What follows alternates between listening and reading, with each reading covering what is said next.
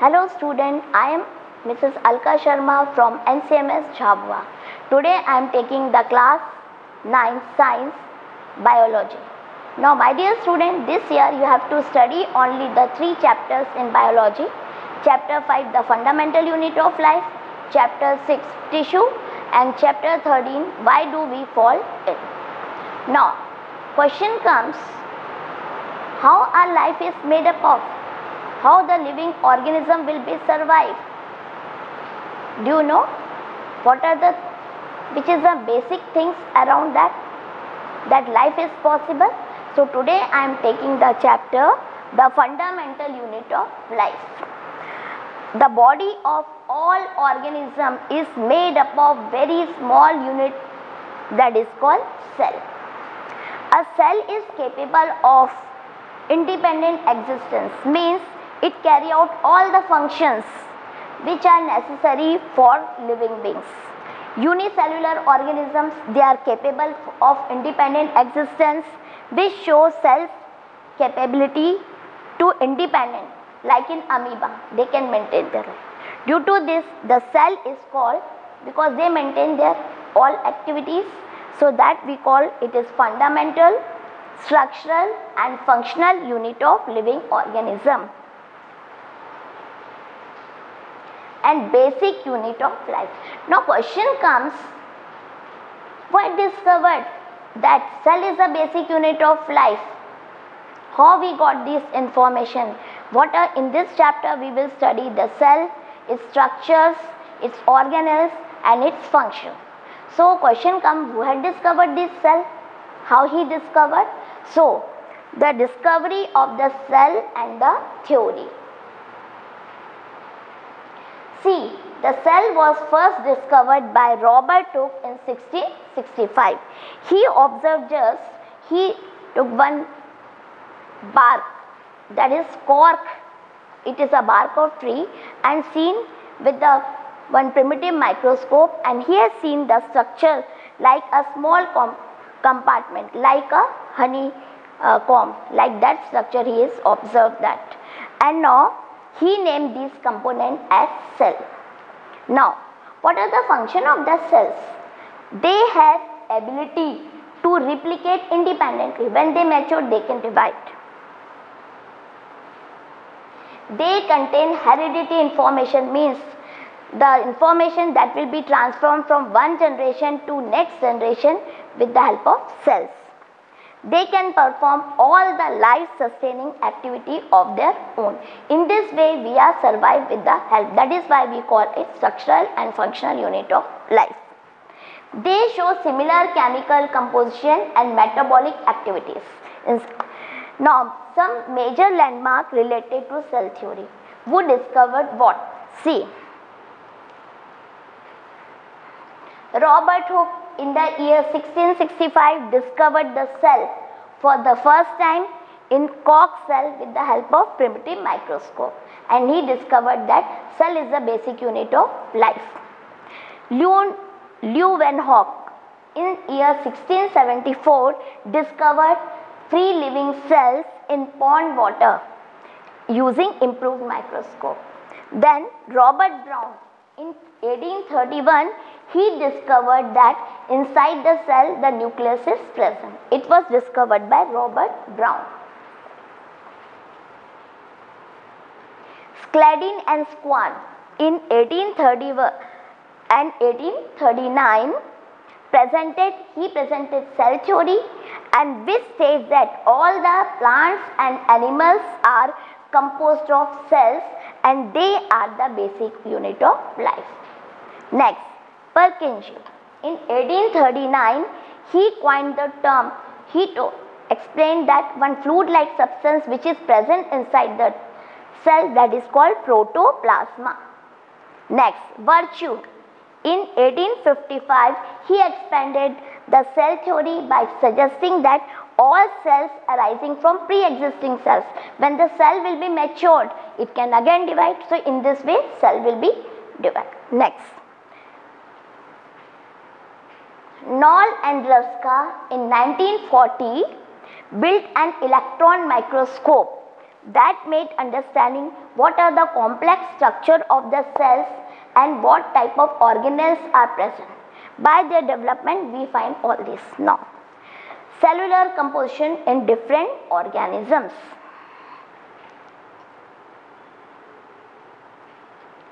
Now we have seen on the basis of number of cells present in the different organisms.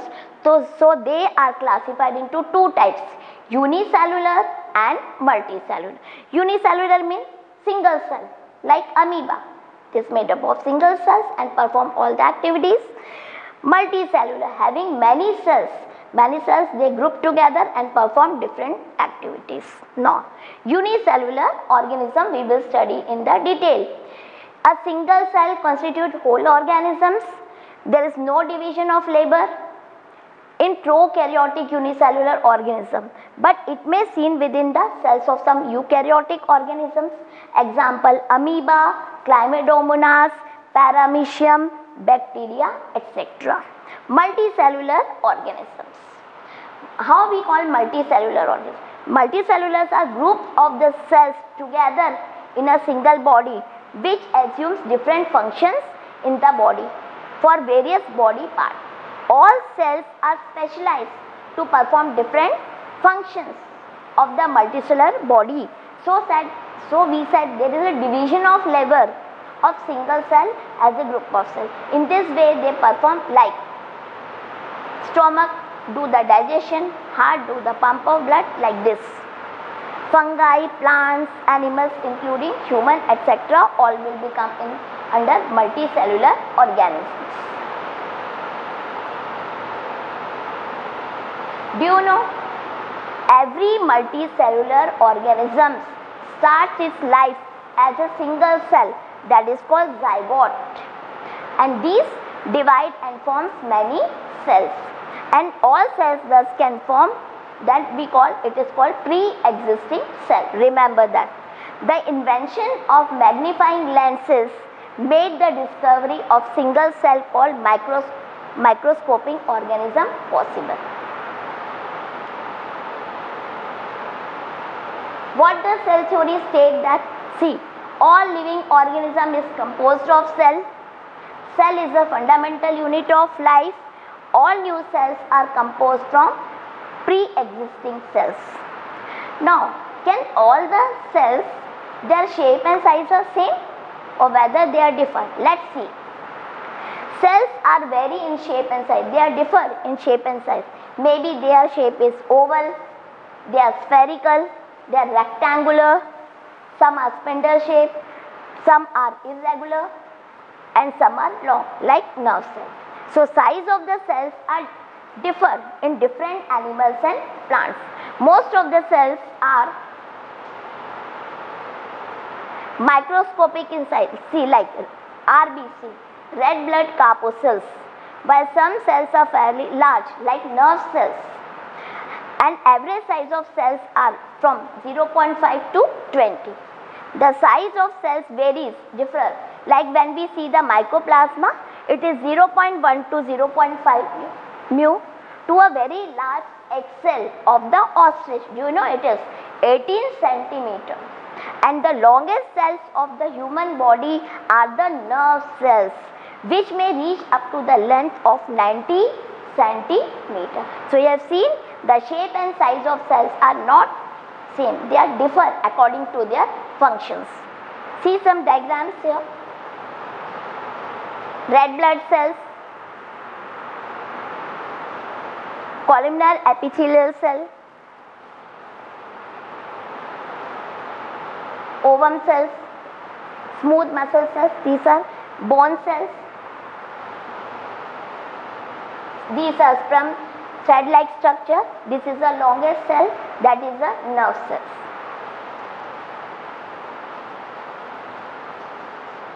What are the functions of the cell? Each living cell has a capacity that they can perform some specific function. The shape and size of the cells are related to the specific functions they are performing. That is why the shape are differ. Multicellular organisms like human beings perform the function. So they are having division of labor of all the cells. Different parts of your human beings are having specialized cells. They perform different functions, such as heart. Heart is made, it helps to pump blood. Stomach is help to digest food. Excretory system, it helps to remove the waste product. So the shape of the cells are different according to their function. Do you know the division of labor is also seen within single cell. Every cell possesses some specific component, and do you know the specific component which are present inside the cell that we call cell organelles, and these enable us to survive and perform special function. That is why cell is very important.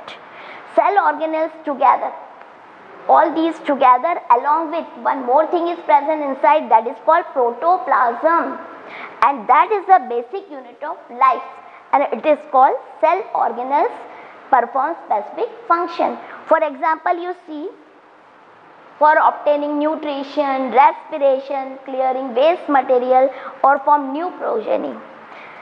Like all these perform. Different cell organelles, they perform different functions.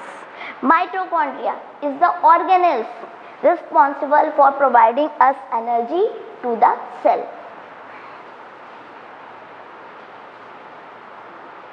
Types of the cells.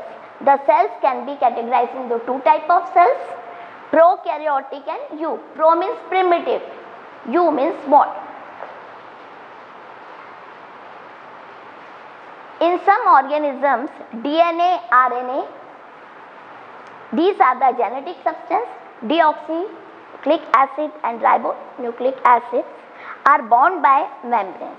This is termed as true nucleus. In prokaryotic cells, true nucleus is absent. The nucleus is absent and they are primitive and they are called incomplete cells. Prokaryotics are always unicellular organism. Why it is? Because true nucleus is not developed. That is why we put them in prokaryotic. Bacteria, blue-green algae. Now see the cell structure. These are the flagellum, pili, capsule. These are cell wall, cell membrane, ribosomes. These are the organelles. Eukaryotic cells. Eukaryotic cells are nucleus is present. True nucleus is present inside the eukaryotics. They are advanced and complete cells. Now, eukaryotic including all the living organism, both unicellular and multicellular organism except the bacteria and blue-green algae, that will be known. So you understand there are two types of cells. Prokaryotic means primitive and eukaryotic means advanced. In prokaryotic, the nucleus is not well developed, but in eukaryotic, nucleus is well developed. True nucleus is present inside the eukaryotic. When we want to study the detail about the cell structure, now cell is composed of some basic structure. The three are present in each cell. They are plasma membrane, cytoplasm and nucleus. These three are present in each cell. So first I am explaining you about the plasma membrane. Plasma membrane is the covering of the cell and that separates the cell organelles from the external environment. It is a living part of the cell, but it is very thin, delicate, it is elastic and selectively permeable membrane. Do you know why it is elastic and flexible? Because plasma membrane is composed of two material, lipids and protein, that is called phospholipids, and that provides flexibility. What are the function of these plasma membrane? As it is a selectively permeable membrane, question comes, why the plasma membrane is called selectively permeable membrane? Because it allows some material, some limited material to enter inside the cell and exit out of the cell. It help to maintain the shape of the cell because it is the outer covering to maintain the shape of the cell. It provide the protection against microbes and foreign substance. When they enter inside the cell, it protects them. It gets modified all in different to perform different functions, like in a small intestine. Microvilli, which is present in the small intestine, it modified because it works as a absorption of nutrient elements.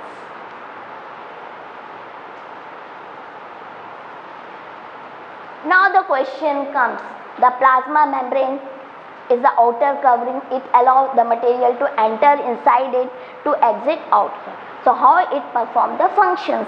First, the substance can pass through plasma membrane by two processes.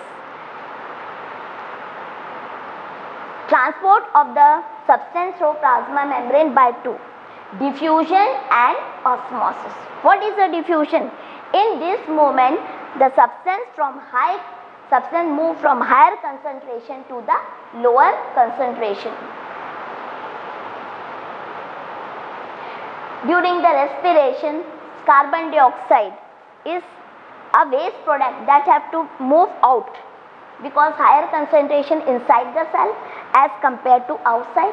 So due to difference in concentration inside and outside cell, the CO2 start moving out from inside cell to outside, because the concentration of carbon dioxide gas is inside the cell, so it will be increased. That is why it moves from inside the cell to outside.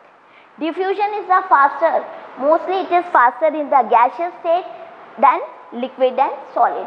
It plays an important role in gas exchange between cell and external environment, internal and external environment.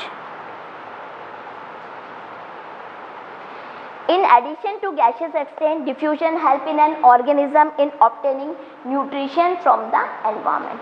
Now, next question comes, what is called an osmosis? It is the process of movement of water. How the water moves? Movement of water from its higher concentration to the lower concentration through semi-permeable membrane. How?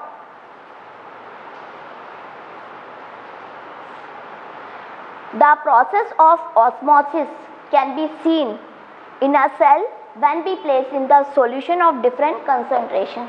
So we can see what is hypotonic, what is isotonic, and what is hypertonic solution. Now you see, these are the dry resin. See, these are the dry resin. Yes. How it will be absorb water? I will show you how the hypotonic solution function. If the medium surrounding the cell is higher, see, I put the water in this now, and I put some dry resin in this. After some time, you see these dry resin, they will absorb this water and they swell up. You see how they swell up. So you have seen the water concentration is higher outside and lower concentration inside the cell. So what happens? The water transforms from higher concentration to lower concentration, and these resin will be swell up. So these are called hypotonic solution. See here. If the medium surrounding the cell has higher water concentration than in the cell, so cell will gain water. So how these resin can absorb the water? By the process of osmosis, because water is outside higher, and then it will be absorb the water. After some time, it will gain water by osmosis. Such dilute solution is called hypotonic solution. Through water molecule pass. So what happens? The water molecule pass by its plasma membrane and move inside it, and then both the side you have seen, the water is both the side, inside and outside. You just see water is outside and inside. So it will be, and the cell is therefore swell up. You have seen that how it will be swell up completely, because the water will be transferred and it swell up completely, and then cell therefore swell up and increase its volume. See how the volume will be earlier and see how the volume will be later. Now it increase, and this process is called endoosmosis. Why we call endoosmosis? Because water enter inside the resin with the help of plasma membrane. So it is called endoosmosis. If the medium, next one, isotonic solution. If the medium of surrounding cell is exactly the same, see this. Now it is already swell up. Can it is absorbing any water? No, it is already swell up, means inside and outside what is there? It is completely swell up. There will be no transformation of water inside and outside the cell. So if the medium is exactly the same, the concentration inside and outside is the same. There is no net movement of water. See, there is no movement of water in this. It will remain as it is. So across result, there is no change in shape of the cell. When I took out, it is as it is same. So such solution is known as isotonic solution. What is isotonic? If the medium of surround is same, water concentration inside and outside is the cell, there is no movement of water across the membrane, resulting no change in the shape and size of the cell, such solution is called isotonic solution. Next, what happens if I take this out and keep them for half an hour? What will happen? Just see. If the medium of surrounding cell has lower water concentration, see, there is no water inside this, and I kept these swell up in this out. What happened? Where the concentration is high, the concentration is higher inside the cell. So what happened? The water which is present inside the cell, it will become out because concentration is higher inside the cell. So see, if the medium surrounding the cell has lower water concentration than inside the cell will lose water and through the osmosis.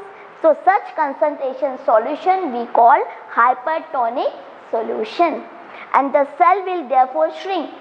Now I put it out, you just see, it will be shrink because the water comes out. So cell will be shrink and reduce its volume. So this process is known as exoosmosis. Why we call exoosmosis? Because water comes out from inside the cell, it comes outside. So these are called exoosmosis. And endoosmosis, water comes out and enter inside the cell. That process is known as endoosmosis.